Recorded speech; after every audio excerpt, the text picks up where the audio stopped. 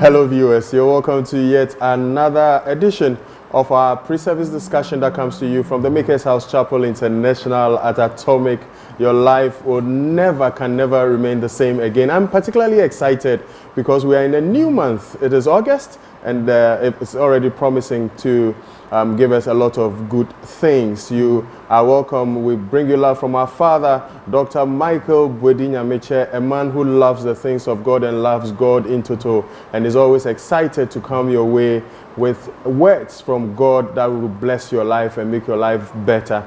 We also bring you love from our mother, Lady Yecha Nyamekye. She loves you so much and she can't wait to meet you very soon for us to worship God together. We also bring you love from the entire management of the Maker's House Chapel International. You are the reason why we do what we do, so we can all get better for kingdom. Please, like I always say, just keep your faith active, because at any point in time in this service, something will take a turn for the better in your life. A precarious situation will receive a touch from God, and you will be on the highway to becoming what God predestined you to be. You will be blessed in the course of the service. Don't be selfish, please. Hit the button, share it, make a friend and a loved one also benefit from the service. You know that services coming to you virtually from the Maker's House Chapel is no different from when you are meeting our Father one-on-one. You will receive potent words from God and you will be blessed. We're coming to you once again from the Maker's House Chapel, and I am privileged. My name is Ken Fiati, to have with me a minister of God, a man that I respect so much. We tasted him last week and we couldn't help but to bring him this week. Minister Collins is with us today, and we're very pleased to have you with us. Thank you very much. I'm privileged to be here this morning as well. You know, one thing that rings on my mind is a statement you made that you love to be on the backside. Yes. And I think Papa responded to you in his sermon when he said, when God predestines you, he always finds a way to bring you back into the limelight, like he did with David. So we are particularly pleased to have you with us. I'm very humbled to be here share things with us. Too. Yes. Between last week and today, a lot has happened. Yep. Is there something new that has happened with you? Nothing really new. Nothing really new. Just process. That's all. Process? Yes, process.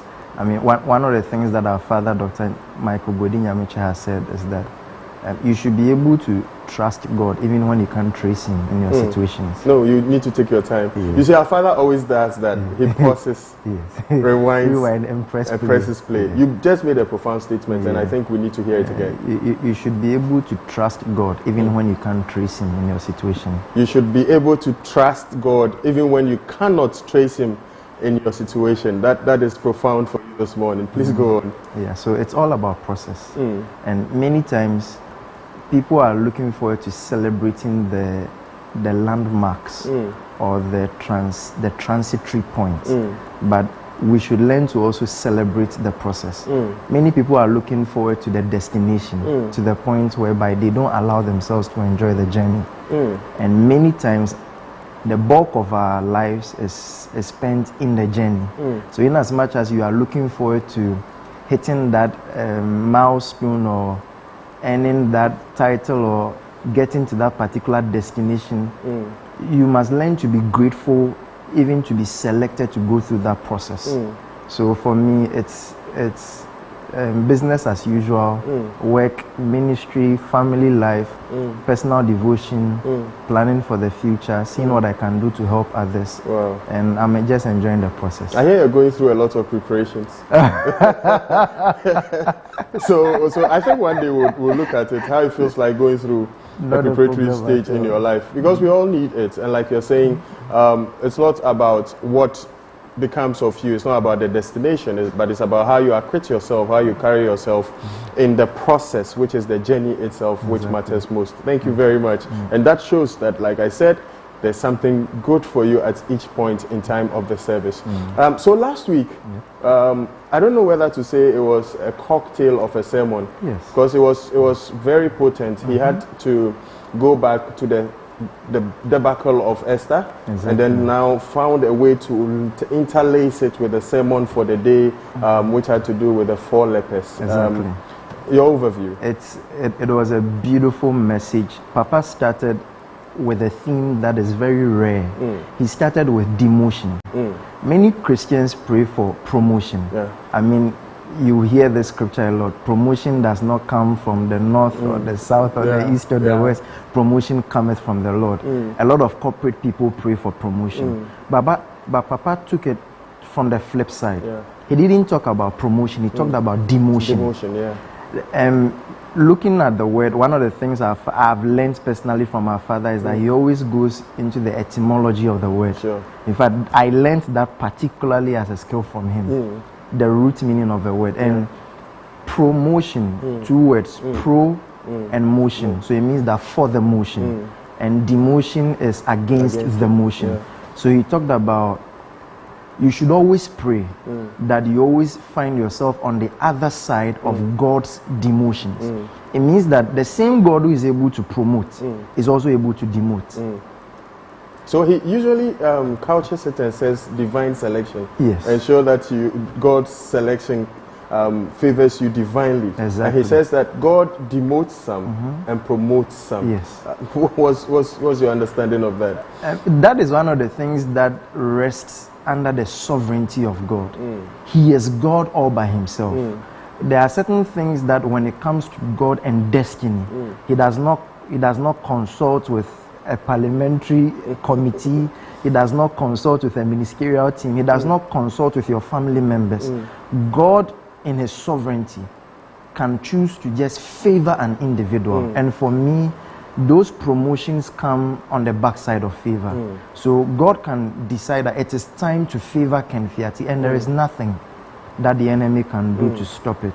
And for me, I think that favor is that undergird that brings the promotion. The favor is the undergird that brings that promotion. Yes. He also talked about the fact that you need to know why you are here at this point in time. And he said profoundly that if by now you do not know the purpose for which you are here, then you are missing something which is very important. Exactly. And rightly so. I believe this year is still our year of purpose.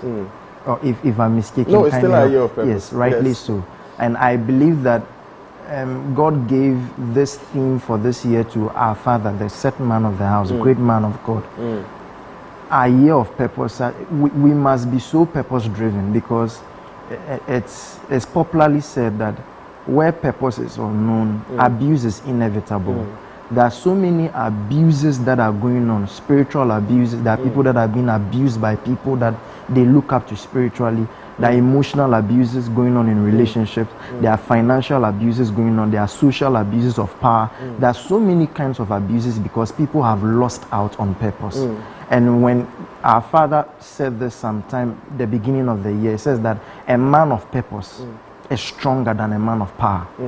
So if you are dealing with someone who knows their purpose, they know their reason for being, that person is a propeller of power from within themselves. There is no stopping them. Yes. So when you know your purpose, power becomes inevitable because it is inherent. Yes. It becomes something that you push. Yes. If you just join us, it's our pre-discussion for our virtual service with Dr. Michael Boadi Nyamekye, coming to you from the Makers House International. I know something is changing for the best in your life already. Service would be on exactly 9 a.m. right from the opening prayer all the way to the closing prayer. An ailment will leave your life. A precarious situation will come to an end. That child you're looking for, you would receive it. Last week, there were very potent prophetic utterances that came from our Father. And some of us are living testimonies to some of those things coming to pass in our lives. And so you will be blessed. So far, we are just doing a recap of Papa in his sermon last week, talking about Esther and the challenges and even the progress that she made. And that is where you should also know that there's a purpose for your life. And just like Minister Collins just elucidated, the power that you need to make it is inherent in you knowing the purpose for which you are on earth at this time in life. So Minister Collins, he also touched on leadership. He looked at Esther and the fact that Esther said, I am going to go before the king, but you also play your part. And he clearly brought to the fore the fact that the leader has a role and the led has a role. What light would you want to cast on that? Papa made a very controversial statement. He said that God does not raise followers. God raises leaders. And that's something that set me thinking. Yeah. Then I was asking, does that mean that if you have not been raised, does it imply that you are a follower and not a leader? So I started thinking about it. The word that he used was raise. So it means that God raises leaders. So it means that in the ladder of God, there are people that are on a certain level and there are people that are on a higher level. To be called to come up to a higher level is a place of leadership. And he also made a certain statement that God will always raise an individual. God will always call a man. And that is the challenge of leadership. Leadership, John C. Maxwell says that everything rises and falls on leadership. Our father, Dr. Boadi Nyamekye, is a stellar example of a leader. Leadership is sacrifice. I personally admire the heart of sacrifice in the heart of our father, Dr. Boadi Nyamekye. From the start of this, I remember when Maker's House started as a church. He was single-handedly putting up the old arena. Many people don't know Has this. it really changed? It hasn't changed much, yes. And he's someone who, one of the questions that he will always ask you, he is a lecturer as well. And he will tell you that in SME, when they are lecturing, they will ask you how much of your own blood is in it. So a leader is someone who is able to set the pace in terms of sacrifice. A leader is someone who is influential. And our father exemplifies that very well. The difference between the leader and the led is that the leader always makes the sacrifice. The leader always sets the tone. The leader sets the ball rolling. The leader is the one who gathers for others to come and enjoy. The leader is the one who grounds. The leader is the one who does things at a root level when things are not yet visible to the naked eye, so that people will come and enjoy what sprouts. You know, the leader does a lot of work. Minister Collins, like you said, it was a very controversial utterance, but it also takes a man with guts and conviction to make certain utterances. Because I know that there are certain leaders that feel that the honors should fall on them. They are the only ones that should be seen in the limelight, more like the ones that should have the microphone, should have the voice. And so if we are saying that we need to be leaders, even as we follow a leader, is that not self-defeating? It's not self-defeating because it takes a leader to raise a leader. One of the quotes of our father is, the greatness of a man is determined by how many great people he has been able to raise around him.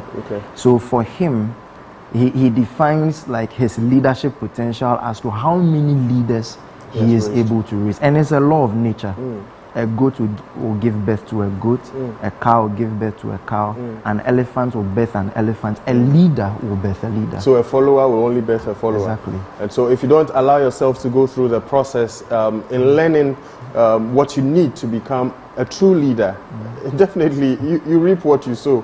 And so that is what becomes of it. But it's also upon you, the led, who is being raised as a leader, to also know your place and to support the leader in doing what he or she has been destined or tasked or visioned to do. Now to the text itself for the day from 2 Kings chapter 7. He started from verse 1. But you know, he always does what is very important, to place it in its rightful context. So he gave an overview leading us to the text itself. So to the text itself, what are your high points? To the text itself, it was something else. He talked about relegation, and that is something that I think it's a message for all of us today. There are many people that feel relegated. So it was with the 4 leprous men. They were relegated because those times, if you are a leper, you are kept outside the camp or outside the city. So these were people that were considered unclean. They were relegated. They were left to their own fate. But he made us understand that even when you are relegated, God can come through for you. Yeah. And that is something that is so powerful. No matter where you are right now, no matter the situation that you find yourself in, if you feel relegated, I want to let you know that God knows your address and God will come through for you. The same way he came through for the 4 leprous men. Another thing that he also mentioned is that you get to a point in your life where you have to speak to yourself. You have to speak to yourself. And you must have that sense of introspection, self-introspection. You have to ask yourself, who am I now? Where am I now? Where do I want to go? And you have to be able to identify with people who are like-minded. And one of the terms that I learned from our father is called the homiletics of particularity. You must be able to identify with people at your level. People who find themselves in the same predicament, because many times help is not going to come from without. Help is going to come from within. So it takes you coming together and having a conversation to say we are moving forward. And one thing that I've learned from our father is that one of the greatest challenges in life is movement. Now, before we go on to movement, I like the way you have placed this whole thing. And the rendition of the scripture. Our father would say the movement of the text. It didn't say, and one of the leprous men said unto the others, if we stay here. The rendition says that if we stay here, we will die. Exactly. If we move and go into the territory of the enemy, we will die. Exactly. I think that also brings to the fore the fact, like the account in Acts that says that, and they were together with one accord, and they increased in numbers, and none of them lacked anything. Exactly. So even when we're going through situations where we think that we have been relegated to the background, there's the need for you to be able to forge that one accordness. Exactly. That is my own word I'm couching. Exactly. But that oneness of purpose, that unison in purpose, and that is what was able to make them move into wherever the land of the Syrians. You're moving on to the difficulties in movement. Exactly. Yeah. And before we move on to the difficulties in movement, I just want to quote our father, Dr. Michael Boadi Nyamekye. It says that one of the reasons why we are not able to make inroads in life is that we are too fragmented. We are not united. And that's one of our greatest challenges in Christendom today. The disunity is too much. Imagine one of the leprous men saying that, as for me, I'm not going to move. I'm here. I don't want to go and die in the hands of the enemy. Then there will be division in their camp. Exactly. And Papa made another very bold statement that many times we think we are waiting on God, but God is rather waiting on us. That is another big area that we would look at. But I want us also to look at that juxtapositioning he did by bringing in the issue of the eagle and the discomfort that the eagle causes for the eaglet. What's your take on that? The training of an eagle is a very unique thing in nature. He talked about the fact that when an eagle, the mother eagle, wants to wean, or should I say cut the level of dependence of the eaglets on her, you know, they find feathers and things that basically cushion the nest. Now they begin to make the nest uncomfortable. They begin to take all those things, and underneath all those things are thorns that prick the baby, the eaglets, and they are provoked to a place where they will have to learn to fly or they will die. And you see, the thing is that no matter how strong you are, you cannot carry people forever. No matter how much you love your baby, if your baby keeps crawling for the next 10 years, it will be a problem for you. So one of the things is that in God dealing with us, he wants to see us mature. And in seeing us mature into the character of Christ, discomfort is permitted to come into our process to cause us to grow and to move out of places of comfort. Because one of the things that we've learned is that nothing grows in a place of comfort. Nothing grows in a comfort zone. So in order to get you to grow, God will allow discomfort to come around you so that you are forced out of your place of familiarity. Let's get it. Is it God that brings a discomfort, or God allows somebody to bring discomfort into your life, or both? So there is the causative sense and there is a permissive sense. Okay. The Bible says that every good and perfect thing comes from above, who is the Father of light, in whom there is no variableness nor shadow of turning. So we understand that God is good, but there is evil in the world. God is not the causative agent of evil, but he uses it. He does not waste it. He uses evil to our advantage. That is the thing, because good comes from God, evil comes from the devil. But because God is powerful and he is higher than the devil, what comes from the devil, God is able to use it for our good. There's this smile that comes on your face anytime you're talking about the providence of God. I don't know whether you've noticed it, but if you just joined us, we're coming to you live from the Maker's House Chapel International, and we're having a pre-discussion. Our service itself will start at 9 a.m. prompt, and our father, Dr. Michael Boadi Nyamekye, is going to allow God once again to speak to him, to speak through him, and to speak for him, for you to be also blessed in the ways that God has predestined you to be. He even mentioned it last week that God already pre-programmed your program to make sure that you become a blessed vessel. And so you will be blessed. Share the link for a friend and a loved one, and even somebody you think doesn't really like you, to be a blessing from worshiping with us this morning virtually from the Maker's House Chapel International. We'll be wrapping up very soon, but we can't do that without Minister Collins touching on the fact that we think sometimes that we are rather waiting on God, but God is waiting on us. Exactly. And the thing is, we need to move. When God sees you move, he also moves. There is this thing with many Christians whereby they will tell you, I am waiting to hear the voice of God. I want to know the will of God concerning this matter before I move. You may never move, and nothing may ever happen. But are we not supposed to wait on God? We are supposed to wait on God. So then we are supposed to ask, what is the meaning of waiting on God? You wait on God because God has given you a promise. So your ability to wait is contingent on the promise God has given to you. Waiting does not mean you are idling away, or you are just whiling time away. Waiting is like going through process. Going through process. You have a promise. You have something that you are looking forward to. And as you are looking forward to that thing, now you are able to patiently wait for its manifestation. Wow. It's getting very interesting, but it's time for us to go and get ready for the service itself at 9 a.m. prompt with our father, Dr. Michael Boadi Nyamekye. Osofo Collins, your last words. I'm sorry, but in 10 seconds. Not a problem at all. All I'll say is that just move. God is waiting on you to make a move. As you move, God will speak.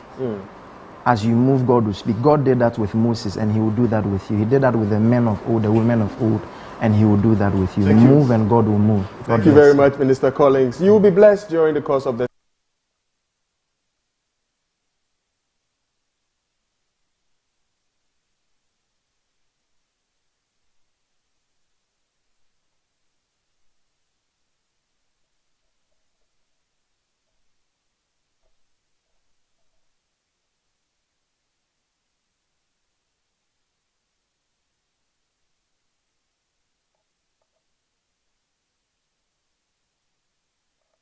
there are relaxations in some of the things. Please keep yourself very safe. Observe all the healthy living protocols, and you will be fine. Just keep faith active as you have to keep through the service, and your life will be blessed, and you will be a blessing unto others. Thank you very much.